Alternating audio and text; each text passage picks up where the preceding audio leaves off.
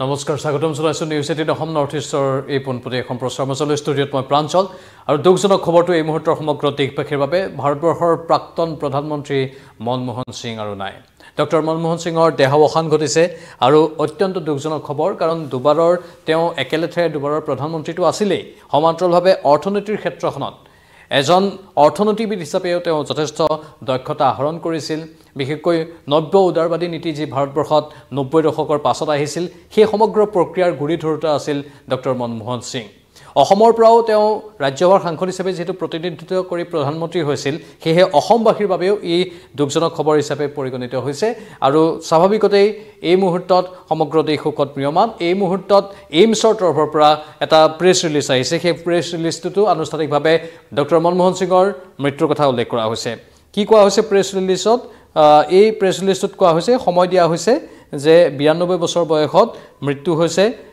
doctor Manmohan সিঙৰ 9:51 বুলি কোৱা হৈছে নিশা 9:51 মৃত্যু হৈছে ডক্টৰ মনমোহন সিঙৰ ইয়া এইমছৰ তৰফৰ পৰা দিয়া প্ৰেছ বিজ্ঞপ্তি অত্যন্ত দুখজনক আমি জানোই ডক্টৰ মনমোহন সিঙে তেওঁৰ ব্যক্তিত্বৰ জৰিয়তে সমগ্ৰ দেশবাসীক আকৰ্ষণ কৰিবলৈ সক্ষম হৈছিল আৰু মনমোহন সিঙে যি তেওঁৰ ব্যক্তিত্ব সেই ব্যক্তিত্বৰ জৰিয়তে বহু লোকক আকৰ্ষণো কৰিছিল আৰু লগতে যি তেওঁৰ বিৰুদ্ধে থকা ব্যক্তি আছে আনকি বিৰোধী দলৰ নেতাসকল সেই বিৰোধী দলৰ নেতাসকলৰ ভাৱমূৰ্তিও তেওঁৰ প্ৰতি বা তেখেতৰ প্ৰতি ভাল আছিল মানে মনমোহন সিং ভাৰতবৰ্ষৰ কেইজনমান ৰাজনৈতিক নেতা যিসকলক আমি গণিব পাৰোঁ যেনে এটা সময়ত অটল বিহাৰী বাজপেয়ী আছিল এতিয়া ডক্টৰ মনমোহন সিং তেনেধৰণৰ কেইগৰাকীমান নেতা যি কেইগৰাকী নেতাৰ প্ৰতি বিৰোধী দলৰ নেতাসকলো আকৃষ্ট হয় বা তেওঁলোকৰ বিৰুদ্ধাচৰণ কৰা আদৰ্শগতভাৱে ৰাজনৈতিকভাৱে সেইসকল নেতায়ো তুচ্ছতাচ্ছিল্য সততে নকৰে তেনেধৰণৰ এজন ব্যক্তি আছিল ডক্টৰ মনমোহন সিঙৰ ওপৰত ভাৰতবৰ্ষত হিন্দী ভাষাত এখন চলচ্চিত্ৰ ওলাইছে সেই চলচ্চিত্ৰখনতো তেওঁৰ ব্যক্তিত্ব ফুটাই তোলা হৈছে অনুপম খেৰে তাত মনমোহন সিঙৰ চৰিত্ৰটোত অভিনয় কৰিছিল সেইগৰাকী মনমোহন সিঙৰ 92 বছৰ বয়সত আজি পৰলোক প্ৰাপ্তি ঘটে যেহেতু লাহে লাহে তেওঁ ৰোগীয়া হৈ গৈছিল আপোনালোকে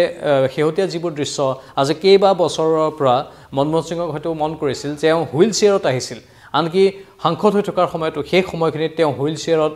বহি সদনৰ মজিয়ালৈ আহিছিল আনকি কংগ্ৰেছ দলৰ কিছু বিশেষ বৈঠকত তেওঁ যেতিয়া অংশগ্ৰহণ কৰে সেই ৰোগীয়া শৰীৰটোৰে হুইল চেয়াৰত আহি সেই বৈঠকবোৰত অংশগ্ৰহণ কৰে আৰু সেই সময়ত কিন্তু অৱশ্যে ডক্টৰ মনমোহন সিঙৰ উপস্থিতিয়ে যথেষ্ট হিচাপে পৰিগণিত হয় সেয়া লাগিলে কংগ্ৰেছৰ ভিতৰচৰাতে হওক ভিতৰচৰাৰ নেতাসকলৰ ক্ষেত্ৰতে হওক ডক্টৰ মনমোহন সিঙে নিজৰ দায়িত্বভাৰ 2004 চনৰ পৰা একেলেথাৰে পালন কৰিছিল 10 বছৰ কাল আৰু দুবাৰকৈ তেওঁ প্ৰধানমন্ত্ৰীৰ দায়িত্ব সুচাৰুৰূপে পালন কৰিবলৈ সক্ষম হৈছিল আৰু সেই সময়ছোৱাতে তেওঁ অৰ্থনৈতিক দিশত বহুখিনি গুৰুত্বপূৰ্ণ ভূমিকা গ্ৰহণ কৰিছিল 1991-92 সেই সময়খিনিত তেওঁ বিত্তমন্ত্ৰীৰ দায়িত্ব পালন কৰি আছিল সেই সময়তে তেওঁ ভাৰতবৰ্ষৰ অৰ্থনৈতিক দিশটোৰ ওপৰত বিশেষ গুৰুত্ব প্ৰদান কৰিছিল কেনেধৰণে ভাৰতত অৰ্থনৈতিকভাৱে বিকাশ কৰিব পৰা যায় ভাৰতত কেনেধৰণে ব্যৱসায় বাণিজ্যৰ এখন পৰিৱেশৰ সৃষ্টি কৰিব পৰা যায় কেনেধৰণে বিশ্বৰ আন দেশৰ উদ্যোগপতিক ভাৰতলৈ আমন্ত্ৰণ কৰিব পৰা যায় সেই দিশবোৰৰ ওপৰত বিশেষ গুৰুত্ব দিছিল যাতে তেওঁৰ মূল উদ্দেশ্য এটাই আছিল অৰ্থনৈতিক চিন্তাবিদ হিচাপত যাতে ভাৰতবৰ্ষৰ অৰ্থনীতি দুপদুপে আগবাঢ়ি যাব পাৰে ভাৰতৰ অৰ্থনীতি যাতে ঊৰ্ধ্বমুখী হ'ব পাৰে ভাৰতত যাতে ব্যৱসায় বাণিজ্যৰ এক পৰিৱেশৰ সৃষ্টি হ'ব পাৰে উদ্যোগৰ এক পৰিৱেশ সৃষ্টি হ'ব পাৰে তাৰ বাবে তেওঁ গুৰুত্বপূৰ্ণ ভূমিকা গ্ৰহণ কৰিছিল সেইগৰাকী ডক্টৰ মনমোহন সিঙৰ আজি নিশা আধা ঘণ্টা পূৰ্বে শেষ নিশ্বাস তেওঁ ত্যাগ কৰিছে আৰু তেওঁৰ এই গমনত বহুতে দুখ প্ৰকাশ কৰিছে ইতিমধ্যে বহুতে এক্স মাধ্যমত পোষ্ট প্ৰকাশ কৰিছে সেই পোষ্টবোৰত সদৰি কৰিছে নিজৰ মনৰ ভাৱ মই পোষ্টবোৰ অলপ পঢ়িবলৈ চেষ্টা কৰিম কোন ব্যক্তিয়ে পোষ্টবোৰ দিছে অলপ চাবলৈ চেষ্টা কৰিম বহু কেইগৰাকী নেতাই ৰাষ্ট্ৰীয় পৰ্যায়ৰ নেতাই পোষ্ট দিছে আৰু সামাজিক মাধ্যমত দিয়া পোষ্টবোৰত নিজৰ অন্তৰৰ গভীৰ দুখ প্ৰকাশ কৰিছে সেয়া লাগিলে ৰঘুবৰ দাসেই হওক বা কংগ্ৰেছ দলৰে নেতাসকলে হওক এনেধৰণে বিভিন্নজনে পোষ্টবোৰ দিছে আৰু সেই পোষ্টবোৰত সকলোৱে সেই পুৰণি স্মৃতিবোৰ ৰোমন্থন কৰিছে ডক্টৰ মনমোহন সিঙৰ সান্নিধ্য পোৱাৰ কথা সলমান খুৰছিদে এটা পোষ্ট দিছে তেওঁ গভীৰ দুখ প্ৰকাশ কৰিছে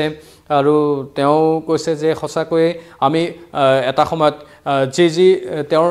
সান্নিধ্য পাইছিলোঁ সেই সান্নিধ্যত আমি এটা কথা গম পাইছিলোঁ তেওঁৰ ব্যক্তিত্ব অপৰিসীম ব্যক্তিত্ব যি ব্যক্তিত্বৰ বলতেই তেওঁ মানুহক আকৰ্ষণ কৰিবলৈ সক্ষম হৈছিল মানে ৰাজনৈতিক শত্ৰুতাৰ ফালে নগৈ মানুহে অন্য দৃষ্টিৰে তেওঁক চাবলৈ বাধ্য হৈছিল যদিও ৰাজনৈতিক দলৰ একোটা ৰাজনৈতিক দলৰ এজনৰ নেতাৰ সৈতে আন এজন নেতাৰ কথাৰ কটাকটি হয় কিন্তু মনমোহন সিং তেনে এটা ব্যক্তিত্ব আছিল যি ব্যক্তিত্বৰ প্ৰতি সাধাৰণতে তেনেধৰণৰ বিশেষ কোনো দৃষ্টিভংগী কোনেও ৰাখিব বিচৰা নাছিল কাৰণ তেওঁ খুব শান্ত সমাহিত ৰূপত খুব লাহে লাহে কথা কয় বৰ বেছি চিঞৰ বাখৰ নকৰে হৈ হাল্লা নকৰে যেতিয়া তেওঁ বিষয় এটা উত্থাপন কৰে খুব কম তেওঁৰ কণ্ঠস্বৰো খুব এটা বৰ ডাঙৰকৈ নোলায় আপোনালোকে তেওঁৰ সংবাদমেল বহুবাৰ শুনিছে আগতে যিসকলৰ মনত আছে সেই সংবাদমেলবোৰতো বা কথা কওঁতেও খুব লাহে লাহে ধীৰ গতিৰে কথাবোৰ কয় খুব ভাবি চিন্তি কথাবোৰ কয় সেই ব্যক্তিত্বৰ বলতেই তেওঁ বহুতকে আকৰ্ষণ কৰিবলৈ সক্ষম হৈছিল আৰু বহুজনে নিজৰ এক্স মাধ্যমৰ পোষ্টত উল্লেখ কৰিছে ৰবাৰ্ট বাদ্ৰাই এটা পোষ্ট দিছে मुझे पूर्व प्रधानमंत्री मनमोहन सिंह जी के निधन के बारे में जानकर गहरा दुख हुआ है उनके परिवार और प्रियजनों के प्रति मेरी गहरी संवेदनाएं हमारे राष्ट्र के प्रति आपकी सेवा के लिए धन्यवाद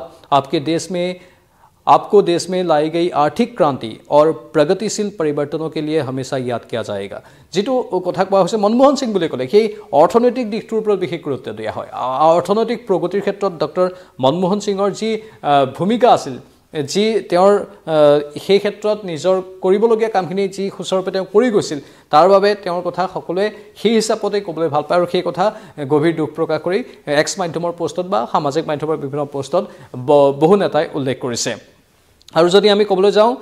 মনমোহন সিঙৰ জন্মৰ কথা যদি আমি ক'বলৈ যাওঁ জন্ম হৈছিল গহ নামৰ অঞ্চলটোত বৰ্তমান হিয়া পাকিস্তানৰ পঞ্জাবত অৱস্থিত হৈছে 1947 চনৰ দেশ বিভাজনৰ সময়ত তেওঁলোকৰ পৰিয়াল অৱশ্যে ভাৰতলৈ আহে অক্সফৰ্ডৰ পৰা ডক্টৰেট ডিগ্ৰী লাভ কৰাৰ পাছত তেওঁ 1966-1969 চনত ৰাষ্ট্ৰসংঘত চাকৰি কৰে ডক্টৰ মনমোহন সিঙে ললিত নাৰায়ণ মিশ্ৰই তেওঁক ভাৰতীয় ব্যৱসায় আৰু উদ্যোগ মন্ত্ৰালয়ৰ উপদেষ্টা নিৰ্বাচন কৰাৰ লগে লগে তেওঁৰ আমোলাতান্ত্ৰিক জীৱন আৰম্ভ হয় 70 আৰু 80 দশকত মুখ্য অৰ্থনৈতিক উপদেষ্টা এয়া 1972 পৰা 1976 চনলৈকে ৰিজাৰ্ভ বেংকৰ গভৰ্ণৰ 1982 চনৰ পৰা 1985 চনলৈ পৰিকল্পনা আয়োগৰ অধ্যক্ষ হিচাপেও ডক্টৰ মনমোহন সিঙে দায়িত্ব পালন কৰিছিল সেয়া আছিল 1985 চনৰ পৰা 1987 চনলৈ এনেধৰণে ভাৰত চৰকাৰৰ কেইবাটাও দপ্তৰত তেওঁ অতি গুৰুত্বপূৰ্ণ দায়িত্ব পালন কৰিছিল দায়িত্ববোৰ আমি পুনৰ কৈছো ৰিজাৰ্ভ বেংকৰ গভৰ্ণৰৰ দৰে দায়িত্ব বা মুখ্য অৰ্থনৈতিক উপদেষ্টাৰ দায়িত্ব অথবা পৰিকল্পনা আয়োগৰ অধ্যক্ষৰ দায়িত্ব এইবোৰ অতি গুৰুত্বপূৰ্ণ আৰু গাম্ভীৰ্য থকা দায়িত্ব এই দায়িত্ববোৰ পালন কৰা এজন ব্যক্তি ডক্টৰ মনমোহন সিং 1991 চনত ভাৰত প্ৰবল বিত্তীয় সংকটত পৰে সেই কথাটো আমি কৈছোৱেই আৰু নৱনিৰ্বাচিত প্ৰধানমন্ত্ৰী পিভি নৰসিংহ ৰাৱে সকলোকে আচৰিত কৰি অৰাজনৈতিক ডক্টৰ মনমোহন সিঙক বিত্তমন্ত্ৰী হিচাপে সেই 1991 চনত কেবিনেটত মকৰল কৰিছিল সেয়া 1991 চনৰ কথা আছিল যেতিয়া ভাৰতত গভীৰ বিত্তীয় বা প্ৰবল বিত্তীয় সংকটৰ সৃষ্টি হৈছিল প্ৰতিপক্ষৰ তীব্ৰ বিৰোধিতা সত্ত্বেও পাছৰ কেইবছৰত ডক্টৰ সিঙে ভাৰতৰ অৰ্থনৈতিক মুক্ত অৰ্থনীতি হিচাপে গঢ়ি তুলিবলৈ এলানি অৰ্থনৈতিক সংস্কাৰৰ পদক্ষেপ গ্ৰহণ কৰে ইয়াৰ ফলত ভাৰতৰ বিত্তীয় সংকট আঁতৰিল আৰু সংস্কাৰবাদী অৰ্থনীতিবিদ হিচাপে গোলকীয়ভাৱে সিঙৰ প্ৰতিষ্ঠা হ'ল যদিও 1996 চনত সাধাৰণ নিৰ্বাচনত কংগ্ৰেছ দলে বিশেষ সফলতা লাভ কৰিব নোৱাৰিলে তথাক্ৰমে পাছৰ অটল বিহাৰী বাজপেয়ী চৰকাৰৰ সময়ত মনমোহন সিঙে ৰাজ্যসভাত বিৰোধী পক্ষৰ নেতা হিচাপে কংগ্ৰেছ দলক নেতৃত্ব দিয়ে 2004 চনত কংগ্ৰেছৰ নেতৃত্বত ইউনাইটেড প্ৰগ্ৰেছিভ এলায়েন্স ইউপিএ যাক চমুকৈ কোৱা হয় ক্ষমতালৈ অহাৰ সময়তেই অধ্যক্ষা সোনিয়া গান্ধীয়ে অপ্ৰত্যাশিতভাৱে মনমোহন সিঙক প্ৰধানমন্ত্ৰীৰ দায়িত্ব অৰ্পণ কৰিছিল সেয়া আপোনালোকৰ সকলোৰে মনত আছে সেই দৃশ্যবোৰ আজিও সামাজিক মাধ্যমত বিশেষকৈ ইউটিউবত বিচাৰিলে পোৱা যাব সেই সময়ত কেনে পৰিৱেশৰ সূত্ৰপাত হৈছিল সকলোৱে ভাবি আছিল সোনিয়া গান্ধীয়ে হয়তো 2004 চনত কংগ্ৰেছৰ অভূতপূৰ্ব ফলাফলৰ পাছত বিশেষকৈ কংগ্ৰেছৰ কোৰ কমিটিত বা কংগ্ৰেছৰ নেতাসকলে ভাবি লৈছিল যে সোনিয়া গান্ধীয়ে দেশৰ পৰৱৰ্তী প্ৰধানমন্ত্ৰী হ'ব কিন্তু সকলোকে আচৰিত কৰি অপ্ৰত্যাশিতভাৱে ডক্টৰ মনমোহন সিঙৰ নামটো সেই নিৰ্দিষ্ট সময়টোত 2004 চনৰ প্ৰস্তাৱ কৰিছিল আৰু তাৰ পাছতেই ডক্টৰ মনমোহন সিঙক দেশৰ প্ৰধানমন্ত্ৰী হিচাপে ঘোষণা কৰিছিল আৰু সকলোৱে তবধ মানিছিল সিঙৰ নেতৃত্বতে ইউপিএ প্ৰথম চৰকাৰৰ কাৰ্যকাল আৰম্ভ হৈছিল য'ত national rural health mission unique identification authority of India Mahatma Gandhi rural employment guarantee act right to information এক্টকে ধৰি কেইবাখনো আইন আৰু আঁচনি গ্ৰহণ কৰা হয় সেইটো হ'ল ডক্টৰ মনমোহন সিঙৰ 2004 চনৰ প্ৰথম কাৰ্যকালৰ বিশেষভাৱে তেওঁলোকে আগবঢ়াই যোৱা অৱদানৰ ভিতৰত অন্যতম 2008 চনত ভাৰত আৰু আমেৰিকাৰ চিভিল নিউক্লিয়াৰ এগ্ৰিমেণ্ট বিলখনৰ বিৰোধিতা কৰি লেফ্ট ফ্ৰণ্টে চৰকাৰলৈ সমৰ্থন উঠাই লোৱাৰ বাবে চৰকাৰ প্ৰায় ভংগ হ'ব ওলাইছিল যদিও ইউপিএ 1ৰ কাৰ্যকালত ভাৰতৰ অৰ্থনীতি যথেষ্ট ঊৰ্ধ্বগামী হয় 2008 চনৰ মুম্বাই আক্ৰমণ আৰু মাওবাদী বিদ্ৰোহ আদিয়ে চৰকাৰক বিপাঙত পেলাইছিল 2009 চনৰ সাধাৰণ নিৰ্বাচনত কংগ্ৰেছ পুনৰ বিপুল সংখ্যাগৰিষ্ঠতাৰে বিজয়ী হয় আৰু পুনৰ মনমোহন সিঙৰ প্ৰধানমন্ত্ৰীত্বত চৰকাৰ গঠন কৰে পাছৰ কেইবছৰত কমনৱেলথ গেমছৰ আয়োজন 2G স্পেক্ট্ৰাম কয়লাৰ আবণ্টন আদি কেইবাটাও দুৰ্নীতিকাণ্ডই চৰকাৰক অৱশ্যে জোৰোলা কৰিছিল সেয়া আছিল বিশেষভাৱে গুৰুত্বপূৰ্ণ সময় আৰু সেই সময়খিনিৰ কথা আজি সকলোৱে জানে বাৰু কিন্তু সেই সকলো যি ডক্টৰ যি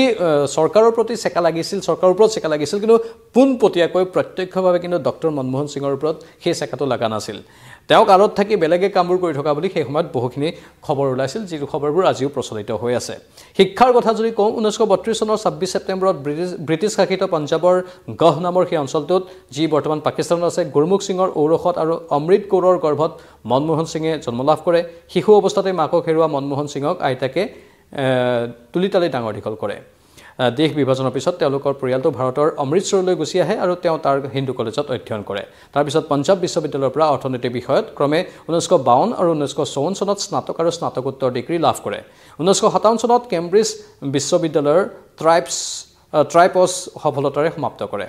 কৰ্মজীৱনৰ কথা যদি ক'বলৈ যাওঁ ইতিমধ্যে যিখিনি কৈছোঁ আমি ৰাষ্ট্ৰসংঘত তেওঁ কাৰ্যনিৰ্বাহ কৰিছিল দিল্লী স্কুল অফ ইকনমিক্সত আন্তৰ্জাতিক বাণিজ্যৰ অধ্যাপক হিচাপে দায়িত্ব পালন কৰিছিল বিত্ত মন্ত্ৰালয়ৰ সচিবৰ দায়িত্ব পালন কৰিছিল ৰিজাৰ্ভ বেংকতো তেওঁ দায়িত্ব পালন কৰিছিল গভৰ্ণৰৰ দায়িত্ব অত্যন্ত গধুৰ দায়িত্ব পৰিকল্পনা আয়োগৰ অধ্যক্ষও আছিল এই সকলোখিনি তেওঁৰ দায়িত্ব আছিলে আৰু অৱশেষত সেইগৰাকী ডক্টৰ মনমোহন সিঙৰ আজি 2024 চনৰ 26 ডিচেম্বৰত পৰলোক প্ৰাপ্তি ঘটিছে গভীৰ দুখ প্ৰকাশ কৰিছে সকলোৱে আৰু এই মুহূৰ্তটো বহুতৰে দুখ ভৰা সেই বাৰ্তাবোৰ আহি আছে আমালৈ দেশৰ বিভিন্ন প্ৰান্তৰ পৰা ৰাষ্ট্ৰীয় পৰ্যায়ৰ নেতাই নহয় আঞ্চলিক পৰ্যায়ৰ নেতাসকলেও অসমৰো বহু নেতাই ডক্টৰ মনমোহন সিঙৰ এই বিদায় বেলাত দুখ প্ৰকাশ কৰিছে আৰু এয়া স্বাভাৱিকতেই মৃত্যু চিৰন্তন সত্য কিন্তু মৃত্যু চিৰন্তন সত্য হ'লেও এনে ব্যক্তিত্বসুলভ এনে বিশেষভাৱে যিসকল ব্যক্তিয়ে ভাৰতৰ বাবে মাতৃভূমিৰ বাবে কাম কৰি গৈছে তেওঁলোকৰ গমনৰ সময়ছোৱা অত্যন্ত দুখৰ হৈ পৰে আৰু সেই দুখৰ এতিয়া পোনপটীয়া আমি ছবি দেখা পাইছোঁ বিভিন্নজনে দুখ